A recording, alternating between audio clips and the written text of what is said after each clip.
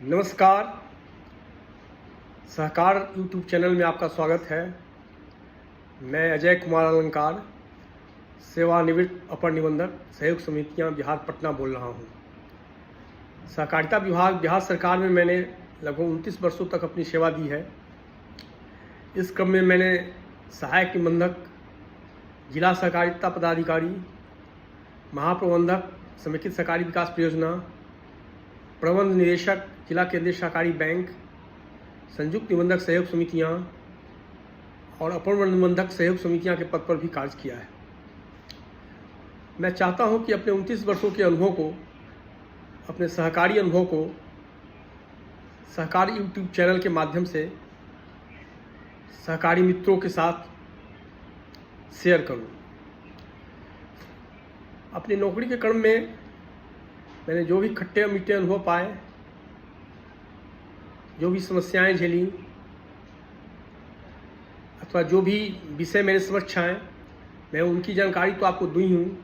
साथ ही जो हमारी विभाग की विभिन्न योजनाएं हैं या फिर हमारा जो सहकारिता अधिनियम है, नियमावली है, उसके बारे में भी आपको बताता चलूँ। आगे के अंकों में क्रमशः मैं विस्तार से सभी की चर्चा करूँगा। शुरुआत मैं अभी अधिनियम से करता हूँ।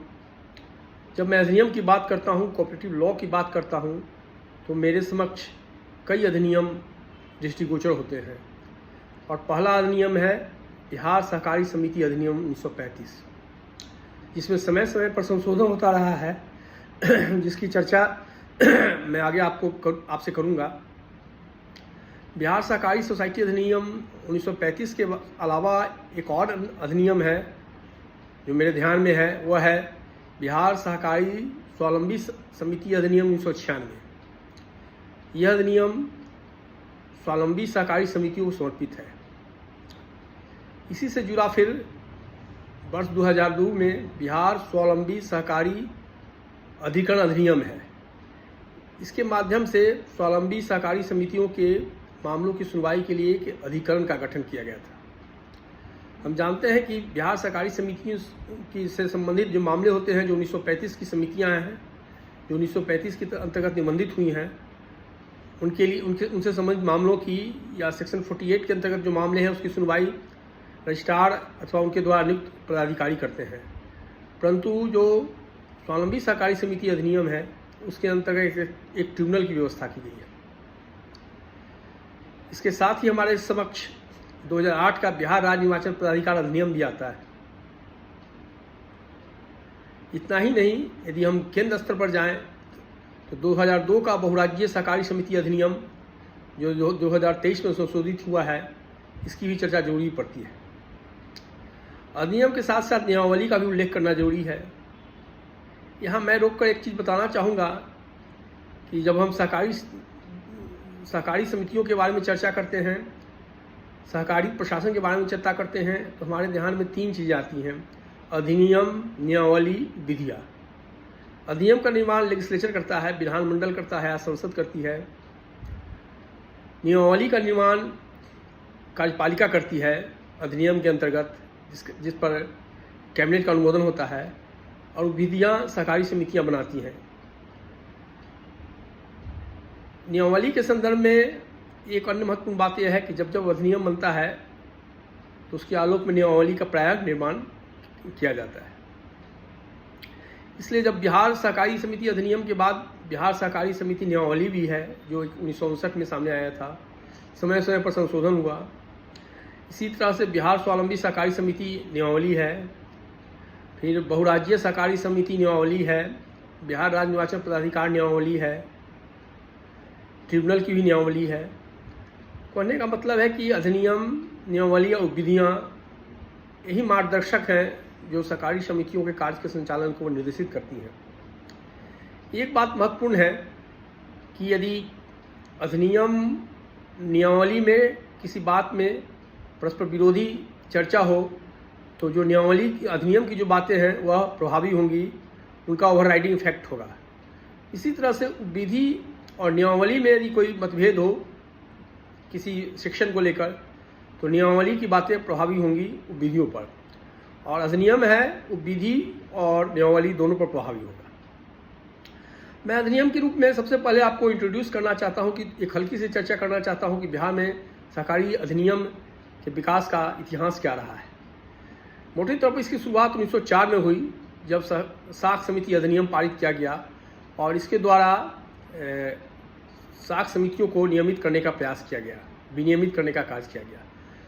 परंतु यह अधिनियम कालांतर में अपना प्रभाव खोने लगा, तो 1912 में एक नया अधिनियम बनाया गया और इसके अंतर्गत न केवल साख समितियों को बल्कि अन्य प्रकार की समितियों जैसे गृह निर्माण समिति, इस तरह की समितियों को भी विनियमित करने का प्रयास किया गया। ये दोनों अधिनियम केंद्र की पहल पर बने थे, जो भारत सरकार में उसमें ब्रिटिश राज था, ब्रिटिश राज की पहल पर बने थे। 1919 में जब मॉन्टेग्यू चेम्सफोर्ड सुधार लागू हुआ तो कोऑपरेटिव का जो विषय था वो राज्यों को दिया गया और राज्यों को अधिकार हो गया कि वो अपना इस संबंध में अपना अलग अलग अधिनियम बनाएं। इस अधिकार का उपयोग करते हुए 1935 में बिहार और उड़ीसा सहकारी समिति अधिनियम बनाया गया। जैसे आपको पता है कि बंगाल से बिहार 1912 में अलग हुआ था, इसी तरह से बिहार से उड़ीसा 1936 में अलग हुआ था, लेकिन यह 1935 में बिहार और उड़ीसा सहकारी समिति अधिनियम बनाया गया।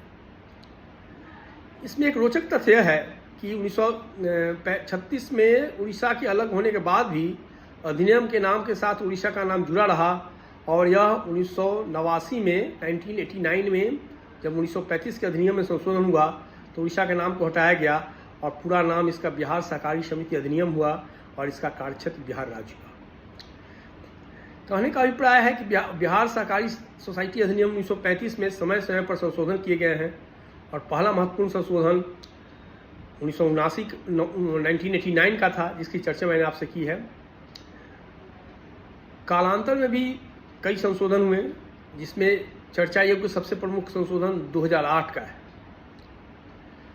2008 का संशोधन अल्पकालीन सहकारी साख संरचना से संबंधित समितियों के लिए एक अलग से अध्याय का बंद करने के लिए जाना जाता है।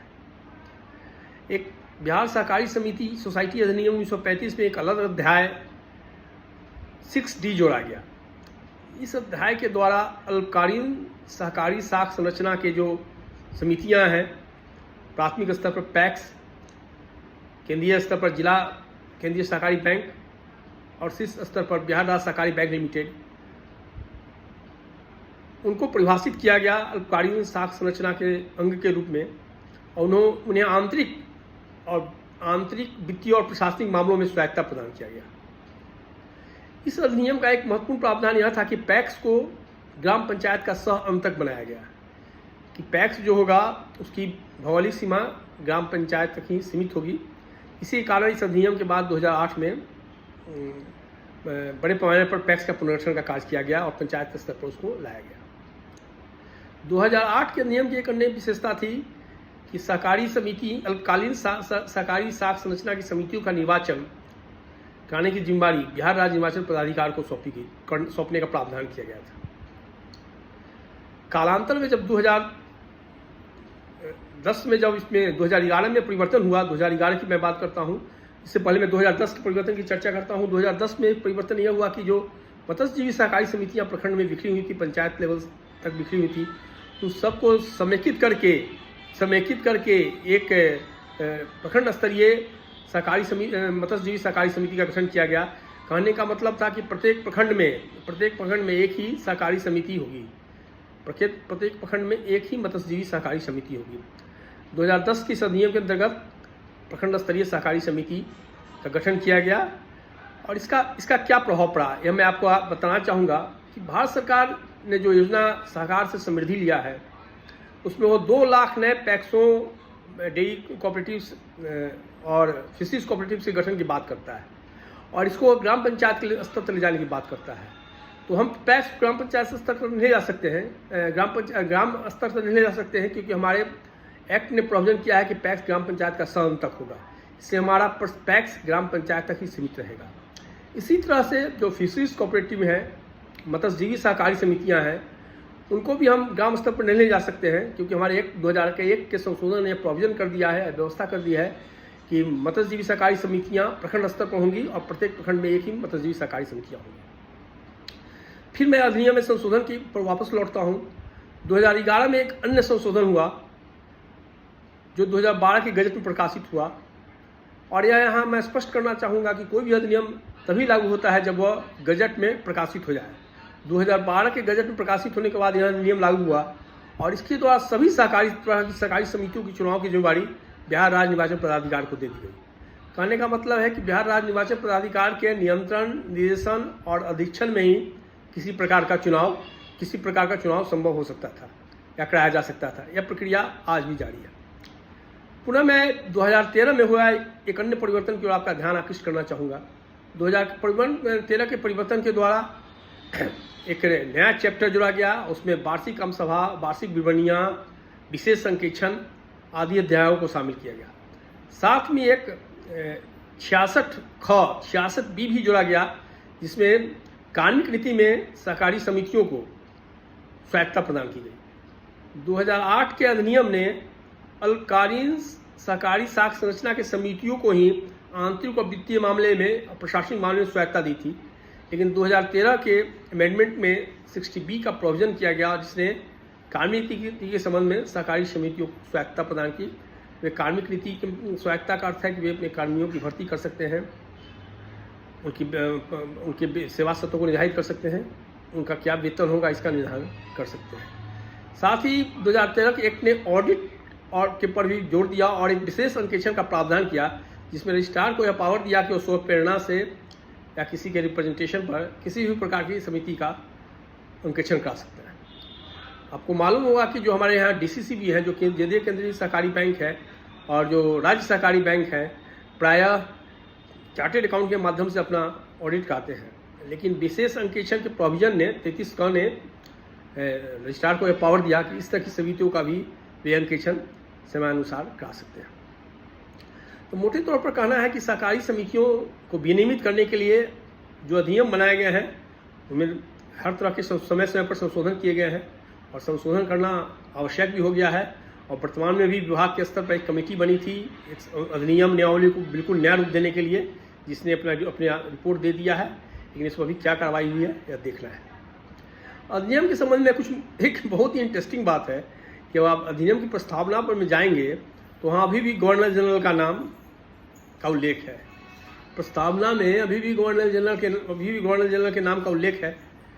इसको लगता है इस ओर किसी और ध्यान नहीं गया।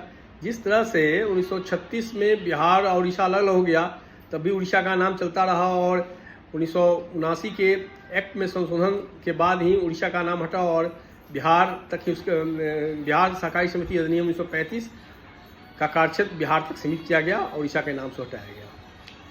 थोड़ी सी बहुत चर्चा मैं सहकारी समिति, बहुराज्यीय सहकारी समिति के संदर्भ में भी करना चाहूँगा। बहुराज्यीय सहकारी समिति अधिनियम केंद्रीय संसद द्वारा पास किया जाता है, लोकसभा राज्यसभा द्वारा। उसमें जो बहुराज्यीय स्तर की सहकारी समितियां हैं उनको वह विनियमित करता है, और 2023 में संशोधन करके उनके लिए अलग से निर्वाचन पदाधिकार का और एक सूचना पदाधिकारी का, इस तरह का लोकपाल का नया तत्व का समावेश किया गया है। तो अधिनियम के साथ साथ नियमावली की भी बात मैं चर्चा करना चाहूँगा। और नियमावली जो हमारे सामने है, एक आश्चर्य का विषय है कि 1935 में अधिनियम बन गया, लेकिन पहली नियमावली 1959 में सामने आई। फिर से इस नियमावली को 1979 में संशोधित किया गया, 2008 में किया गया। इसी तरह स्वावलंबी सहकारी समिति अधिनियम जो हमारे यहाँ 1996 में पारित हुआ, और स्वावलंबी सहकारी समितियों के लिए था जिनको आंतरिक स्वायत्तता प्रदान की गई, बहुत ज़्यादा रेगुलेटरी पावर निबंधक का नहीं था। 1935 का जो अधिनियम अपने शुरुआती दौर में था, उसमें निबंधक को सर्वशक्तिमान का दर्जा दिया गया था सहकारी समितियों के संदर्भ में, लेकिन 2008 के अधिनियम ने कुछ हद तक उस पर प्रश्न चिन्ह उपस्थित कर दिया, क्योंकि जो अल्पकालीन सहकारी साख संरचना की समितियों को आंतरिक वित्तीय और प्रशासनिक मामले में स्वायत्तता दे दी गई, उसमें थोड़ा सा निबंधक का क्षेत्राधिकार कम हुआ, और कई न्यायिक निर्णयों ने बोर्ड की स्वायत्तता को मंजूरी दी और निबंधक के आदेश के ऊपर बोर्ड के आदेश को स्वीकार किया। कहने का अभिप्राय है कि जो कानून है, जो अधिनियम है, जो नियमावली है, वो तो किताब तक है ही, लेकिन उसका क्षेत्र में कैसे लागू किया जाता है, कैसे एप्लीकेशन होता है, इसको भी देखना जरूरी है। साथ ही उस संदर्भ में क्या न्यायिक निर्णय होते हैं, उसको हमें ध्यान में रखना चाहिए। इन दोनों सदस्यता को लेकर काफ़ी विवाद है और माननीय उच्च न्यायालय ने कई निर्णय भी पास किए हैं। और सदस्यता का जो हमारा बिहार सहकारी समिति नियमावली 7(4) का एक प्रोविजन था, बिहार नियमावली का सेक्शन 7 क्या उपधारा 4 का जो प्रोविजन था कि बीडीओ, ARCS और DCO को किसी को सदस्य बनाने का अधिकार था, यदि समिति उसको सदस्य नहीं बना रही है तो उसको क्वेश्चन कर दिया, हाई कोर्ट ने गैरकानूनी घोषित कर दिया। हालांकि लोग सुप्रीम कोर्ट में गए हैं और सुप्रीम कोर्ट ने स्टेटस को रखने के लिए कहा है। इसी तरह जो हमारा ये 7(2) है, 7(2) नियमावली में जो प्रोविजन है हमारे नियमावली के सेक्शन 7 की उपधारा 2, उसको लेकर भी हाई कोर्ट में कई मामला चल रहे हैं। हाई कोर्ट ने एक केस में निबंधक को यह आदेश दिया था कि वह जो पार्टी हैं जिनको सदस्य आप बना देते हैं तो पैक्स अध्यक्षों को सुने और उसके बाद उसके आलोक में आप आगे ही कार्रवाई करें। निबंधक ने पैक्स अध्यक्षों से वीडियो कॉन्फ्रेंसिंग करके इस पर उनका मत लिया था और उसका प्रोसीडिंग प्रेषित किया था। उसके बाद एक नया केस इधर हाई कोर्ट में दायर हो गया है, जिसमें 2008 का जो नोटिफिकेशन निकला था, जिसमें ARCS, DCO, JRCS को एक्ट का जो पावर डेलीगेट किया था, उसको आधार बनाकर उसने कहा है याचिकाकर्ता ने कि असिस्टेंट रजिस्ट्रार को तो सदस्यता का अपील सुनने का अधिकार ही नहीं है। जैसे कि कोई सहकारी समिति किसी को सदस्य नहीं बनाती है और स्वीकृत कर देती है तो उसकी अपील करना है, असिस्टेंट रजिस्ट्रार के यहाँ सुनवाई होता है। तो जो याचिकाकर्ता कर रहे कि नहीं, जो 2008 में जो नोटिफिकेशन निकला है उसमें स्पष्ट है कि AR को यह पावर नहीं दिया गया है, पावर DCO को दिया गया है, जबकि AR सुनवाई कर रहे हैं।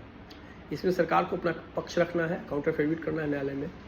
इस संबंध में मैं आपका ध्यान आकृष्ट करना चाहूँगा कि जो पैक्सों की नियमावली है उसमें जरूर यह प्रावधान है कि यदि सदस्यता के संबंध में असिस्टेंट रजिस्ट्रार के अंदर प्रबंधन समिति के निर्णय से असंतुष्ट व्यक्ति सहायक निबंधक के यहाँ निर्णय के 60 दिनों के भीतर अपील कर सकते हैं। अब इसमें निबंधक महोदय के यहाँ से क्या प्रतिशत पत्र न्यायालय में जाता है और न्यायालय का क्या फैसला होता है, क्योंकि न्यायालय ने स्पष्ट कर दिया है कि 7(2) के अंतर्गत, सेक्शन 7 के उपधारा 2 के अंतर्गत बनाए गए सभी सदस्यों की वैधता न्यायालय के निरूपण करेंगे। संक्षेप में आज इतना ही, फिर मिलते रहेंगे। मेरे सहकार चैनल को आप लाइक करें, सब्सक्राइब करें और शेयर करें। धन्यवाद। जय सहकार, जय सहकारिता।